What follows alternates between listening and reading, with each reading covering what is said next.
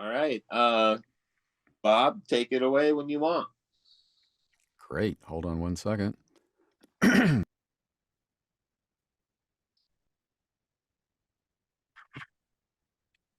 You muted yourself, Bob.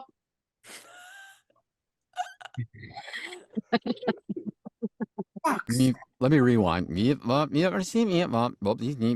now I'm back at the beginning. Fade in. Exterior. Funeral home day. On a suburban street, the driveway of the funeral home and the adjacent street parking fill with an assortment of middle-class cars. A Mercedes glides into an adjacent parking lot, surrounded by a sea of working-class vehicles as it searches for an available space. Phone rings.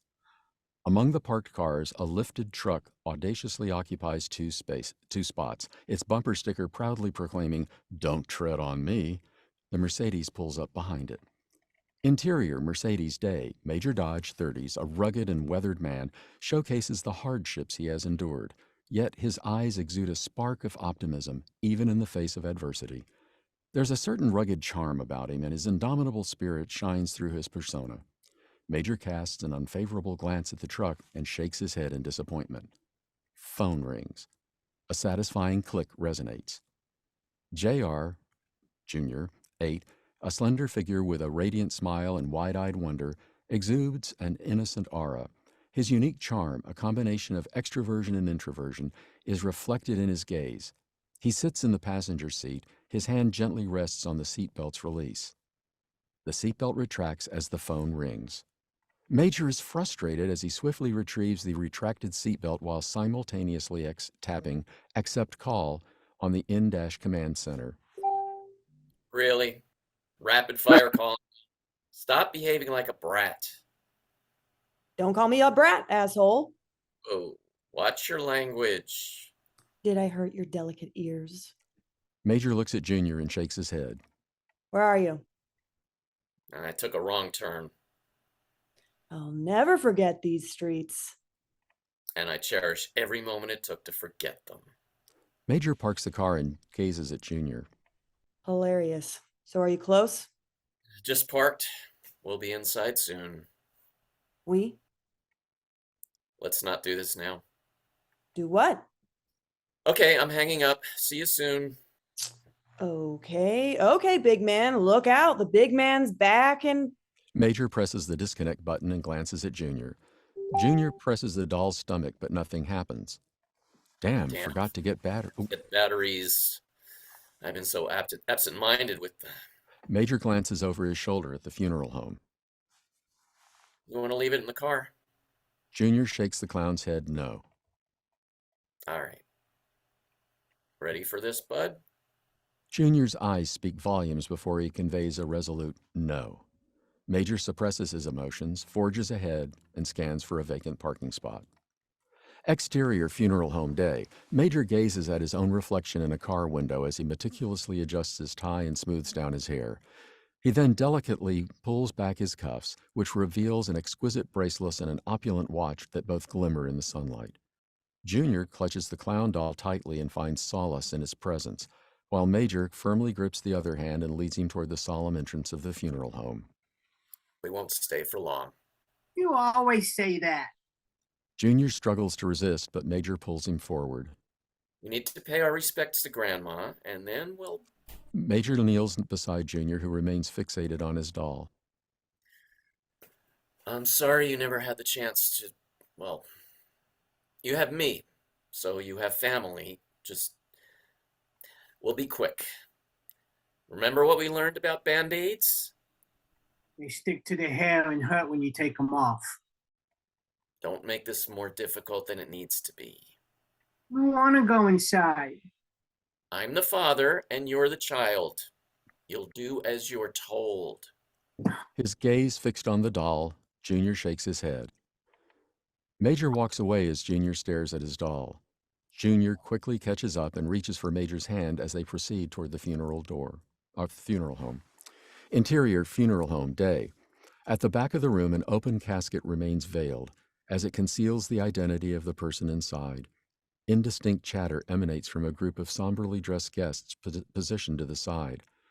Major gazes intently at the casket, lost in thought as Junior clings tightly to the clown doll. Junior looks up at Major. He then turns his eyes toward the casket, but quickly averts his gaze.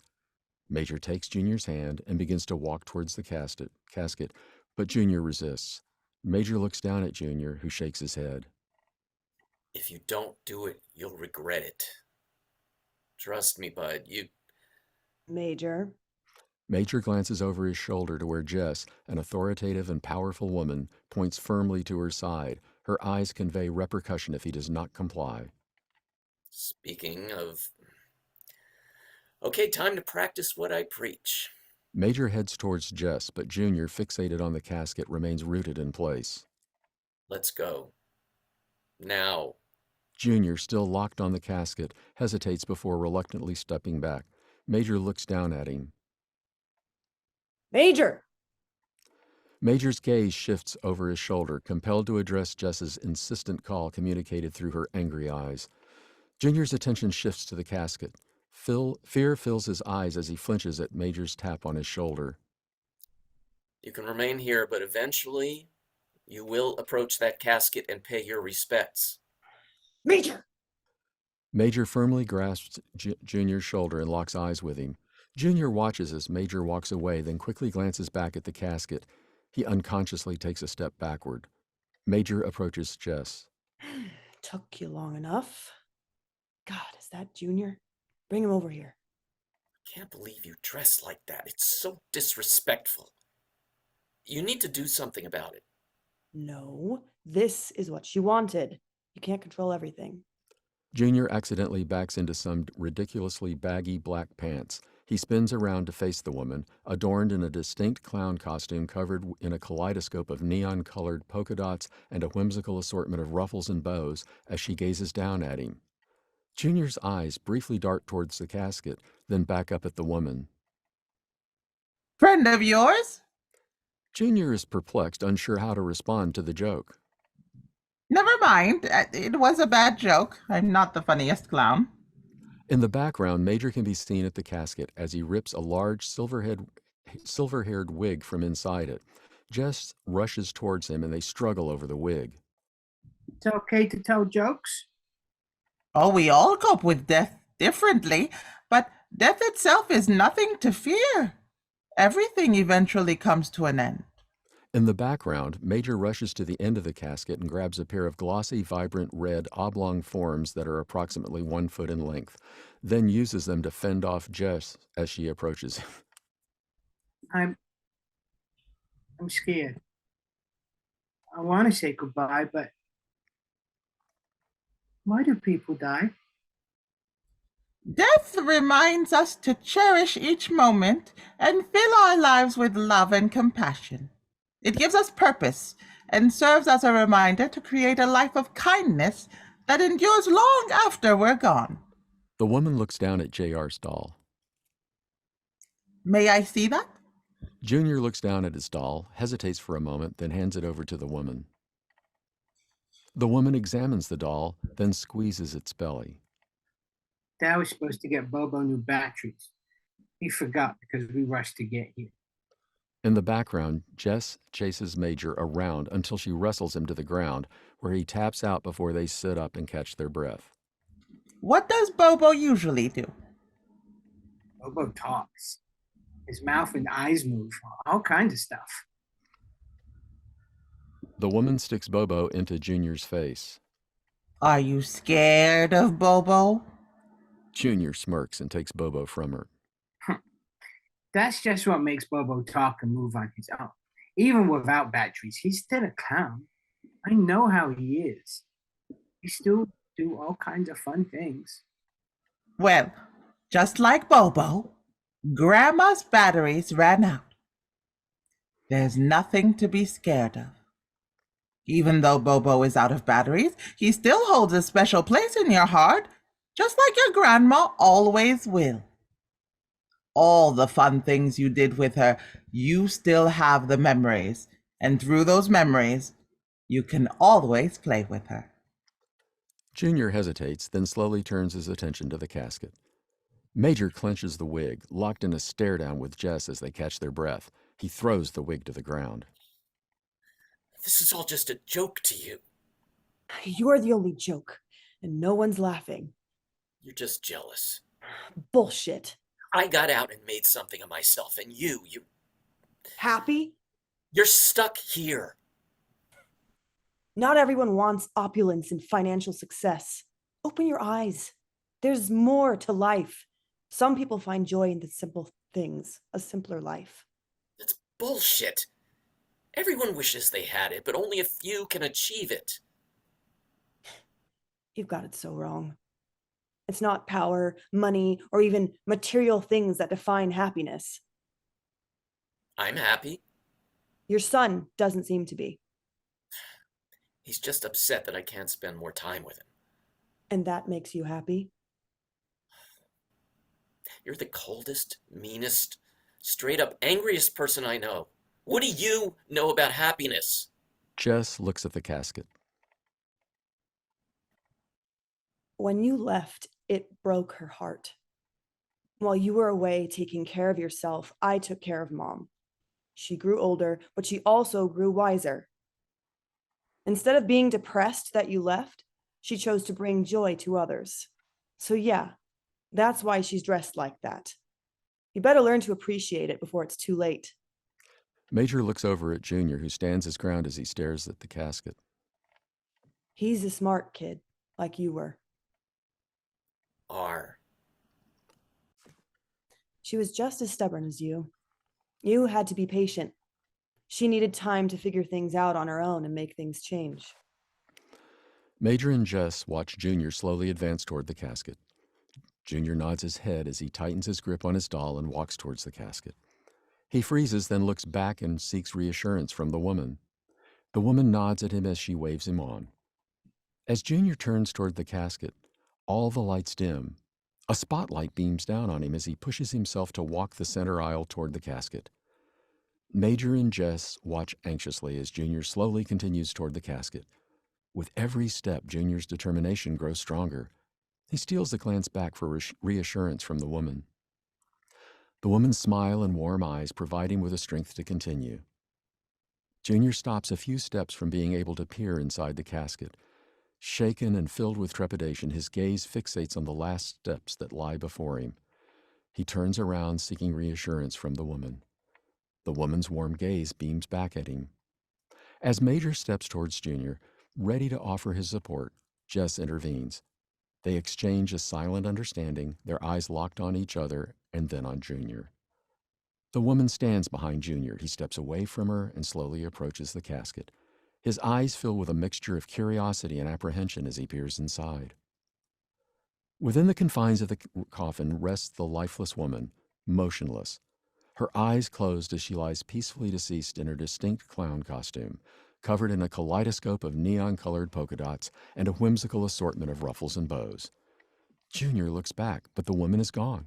He spins around and looks back to the casket where the woman lies dead. Major watches Junior stare into the casket as the woman steps up next to him.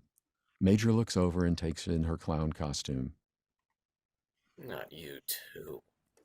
Major turns his focus to Junior, who stands still at the casket. We've always dressed the same since birth, and I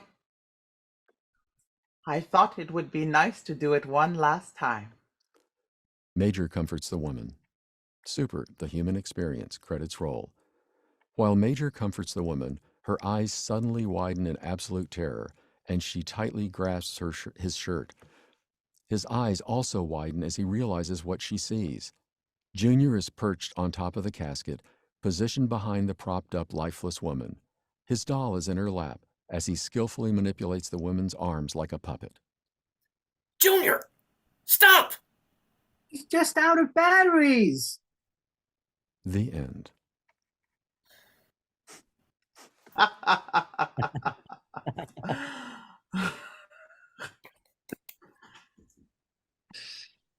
Oh, that's fantastic. I actually got a little emotional during a couple of the reads there, you guys. Thank you. You really like hit the characters and hit the moments and the marks that I was hoping when I heard it out loud that I would get these kind of feels, and I did. Thank you so much. Great reads. And Shaq, great voice.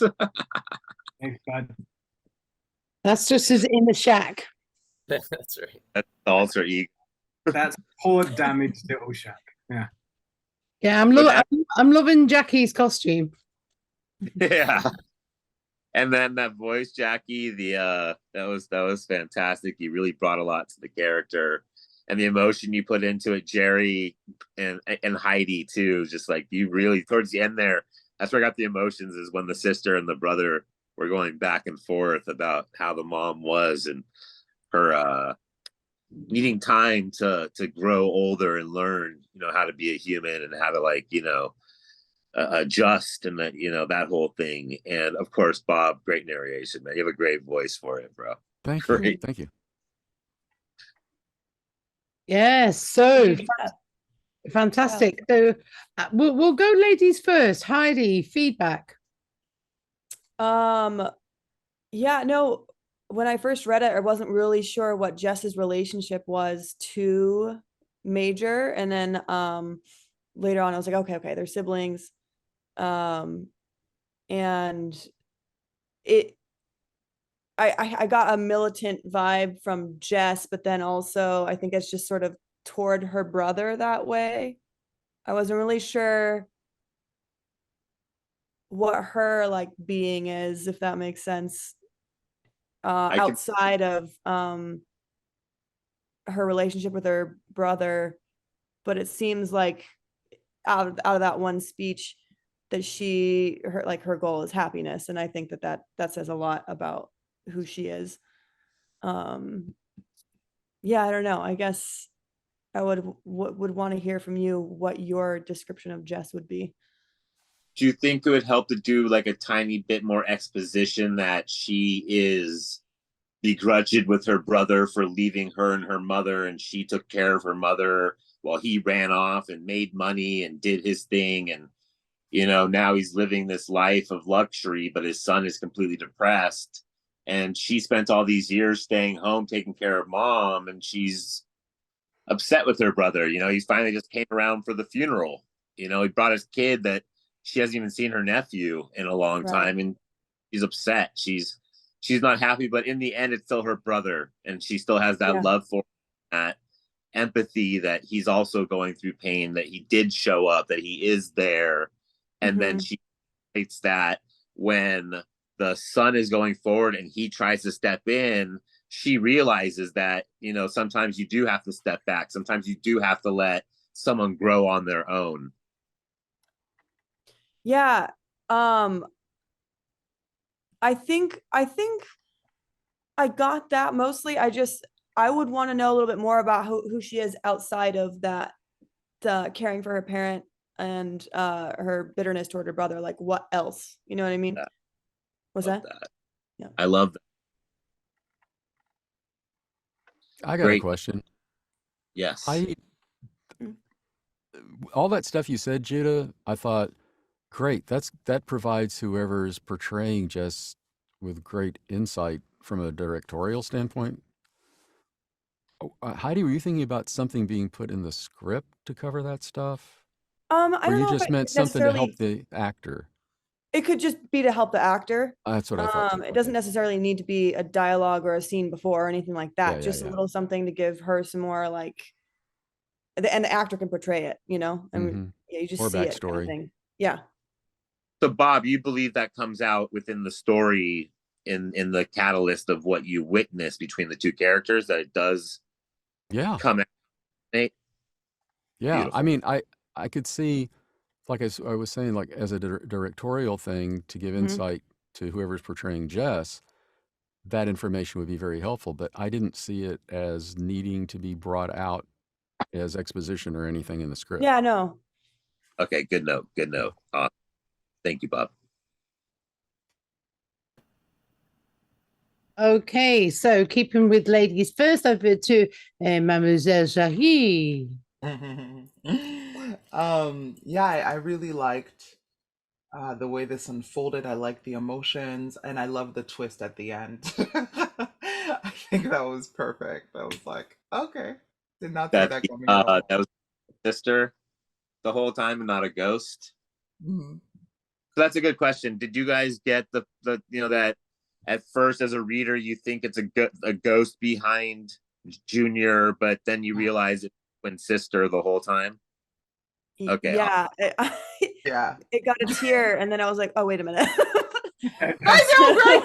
And I was like, oh my goodness. What's really funny is that holy shit, it's a ghost. Oh no, it's a sister. It's actually a really short gap, so you don't even have time to really think. You know, like the Bruce Willis thing. Oh my god, he was dead the whole time. Like you don't get that much time. Do you go? Oh shit, that was the ghost. He saw the ghost. Oh wait, he's seen the ghost now. Oh, it was his sister. So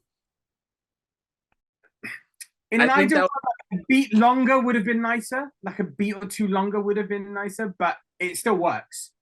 I think I like it short. I don't know. I think that will come out. You know what I mean? Like that's the kind of stuff that until we're on set and we're editing it, we won't know. You know what could be a great hint in terms of shooting and in terms of the script is, you know, like at a funeral you have like a big photo of the person that's dead. Yeah. So if there's something where you just and then something in the script you say that the woman in the photo, you know, appears. I like that, a photo, because there always are those photos. It's like standard, and that would be a good juxtaposition to bring the audience into. Wait a second, love that. Great note.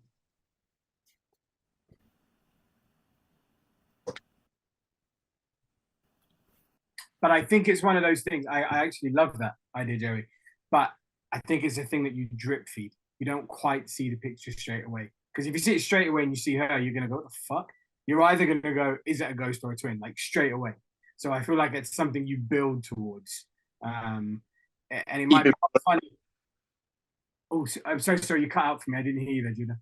I said like shoot it where it's blurry in the background, and as he approaches the coffin shot, maybe you see it there. Yeah. From a directorial point of view, it might also be quite funny where when JR's having a conversation with the old woman, when Jess and Major are having an argument, maybe they look over at JR, at Junior, and somebody happens to just be standing in the way, so you don't actually see the old woman, you just see the kid. So maybe they don't realize straight away that the kid is talking to someone.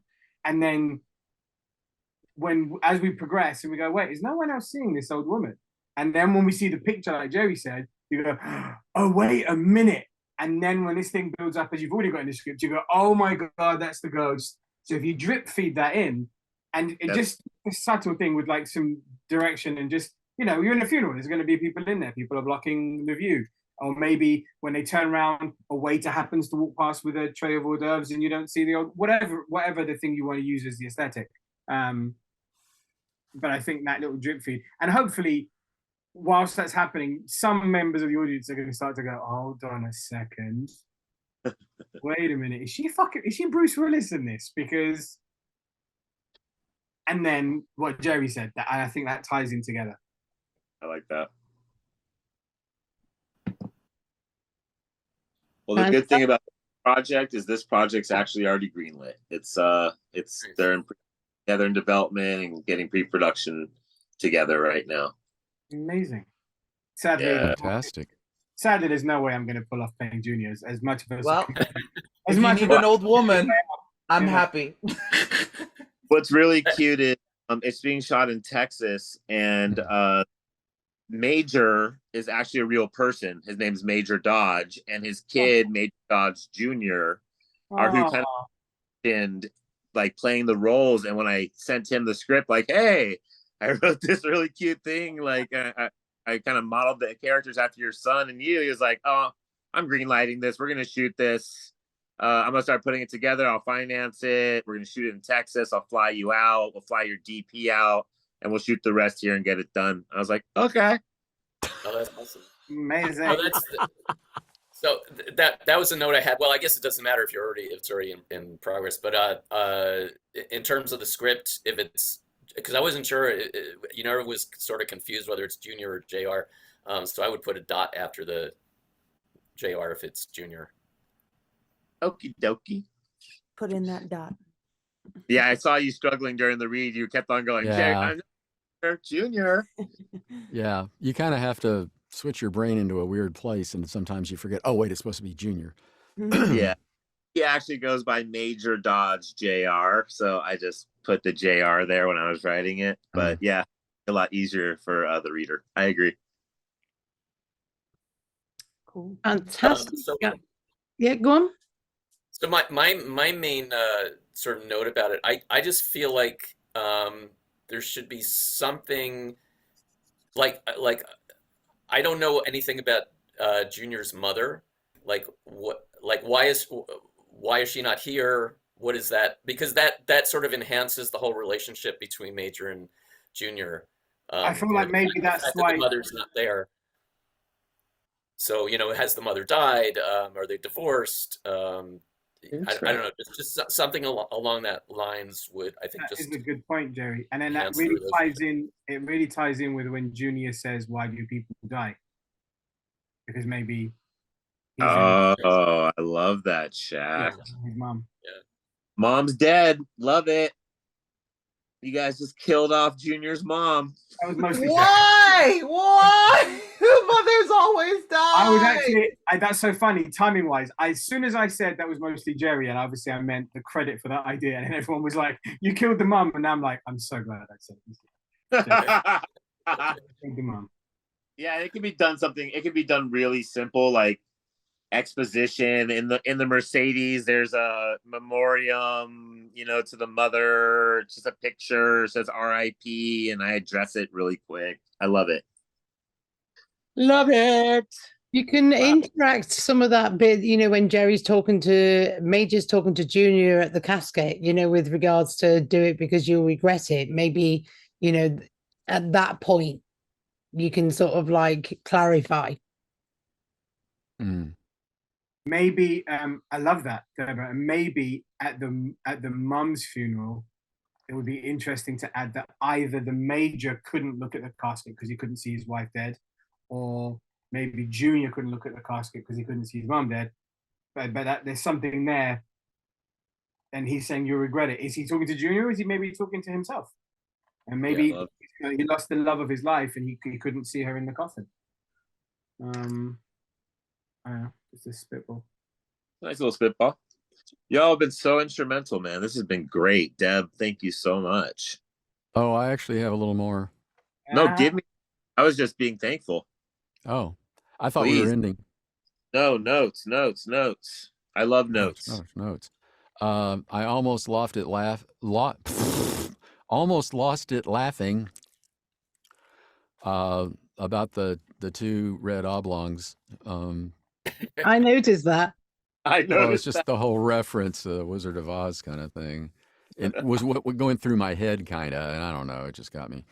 One thing I will say on page 8, and I'll preface this by saying this is like I don't know if it's a pet peeve. It's not really that. It's more like something that always jumps out at me for some reason, and I'm sensitive to it. Don't know why.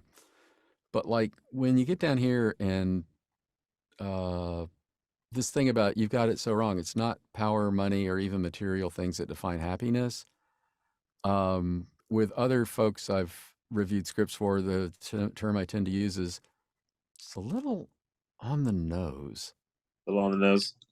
To me. I mean, it may just be me, but sometimes that stuff when it's just like, it's just so, you hear it all the time kind of thing. It's just like, I bet you could find some other way to express what you're doing there that would be specifically unique to the circumstances in this, if that makes sense. I mean, the funniest thing, Bob, that was the only part of dialogue that I marked because it rubbed me wrong. And it wasn't the read. No, it wasn't when I heard it, it just felt so contrived. It felt so just like saying it to say it, like blasé, instead of saying money, power, material things. She could relate to actual things. Yeah.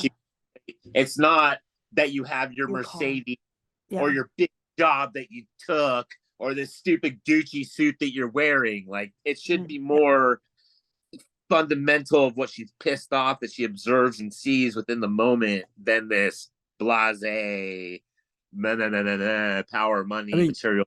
you Like, you could almost make it like a you got it so wrong, you know. You got your big car, nice suit, you know, you got this great job. You happy? And he goes, "Oh, I'm happy." You know, something like that, even just as another idea. no, I love all that, man. Taking notes. You guys are amazing. A great team, aren't they, Judah? Yeah, I'm really happy I did this. Like, I wasn't cutting anyone short with that last statement. It was more just overjoyed. I've done a lot of table reads, you guys, and you know, there's good table reads, there's bad table reads. This has been a very great table read. I'm very happy here. Cool. And I didn't take it as being cut off. I was just, I just had that one thing that I really wanted to pass along, and Big, just wanted to bro. make sure we didn't lose it. in Forced case it. that helped. Cheers. Fantastic, fantastic. And Ben, you were the audience for this evening. Did you enjoy the performance? Yeah, and actually, it's funny because what Bob just said, that was the thing that really stood out to me as well. It's just such a, as you guys have already shared it, just such a contrived phrase that you hear all the time that you just, yeah. But Judah spotted it as well straight away, so that's the only comment. But like I said, I just love hearing you guys. I really do. I miss you.